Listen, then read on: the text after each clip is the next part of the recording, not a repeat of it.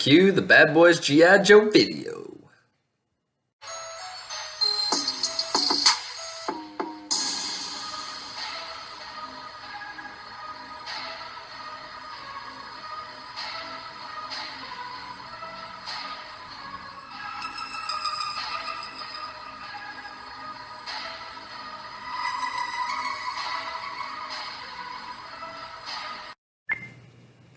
Hey guys, Matthew Abbott here to talk to you a little bit about the Airborne Infantry, as you saw from the clip. I'm going to talk to you today a little bit about how we got here, the evolution of the mission, and how the Airborne Force is still relevant today. The concept of airdropping soldiers is a relatively new form of combat operation and thus requires specialized training and equipment to facilitate this mission. Before you even get there, you got to go to airborne school and learn how to do a parachute landing fall. This is when you're landing, you have to roll into it, and by doing that, they teach you a technique where you hit the balls of your feet first, your calf, your thigh, and then your buttocks muscle, and finally your pull-up muscle as to roll through the landing to safely distribute the weight and the velocity of the impact. When you hit the ground, you're going at over 20 plus miles an hour with an extra 200 plus pounds of equipment attached to you. And if you've ever been in a fender bender, you know that 20 miles an hour can still hurt, and it's really, really important to land safely so that you survive it in the first place. The tactics and global impact of the airborne force is more or less a threat deterrent today.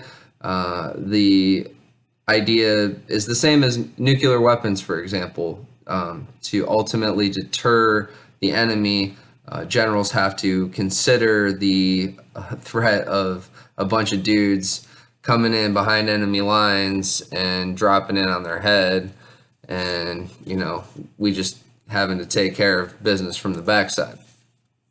The survival rate for the airborne is staggeringly low, and it would perturb just about any civilian.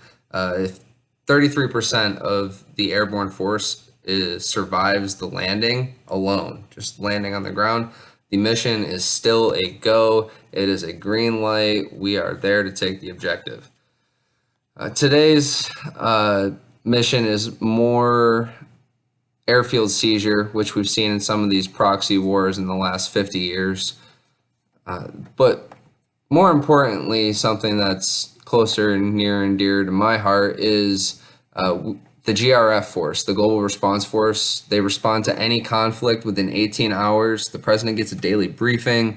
It's a big deal. You're not allowed to leave post or drink for almost 9 months out of a year. It's a lot. The last time the GRF was actually activated was in 2010 when Haiti had that just terrible earthquake. We deployed and responded to assist and protect Red Cross assets in the region. To conclude the speech, I will review what we discussed. We discussed what it takes to even get into the airborne, a little bit about our mission, and lastly, I validated why having a conventional airborne force is still a relevant thing today.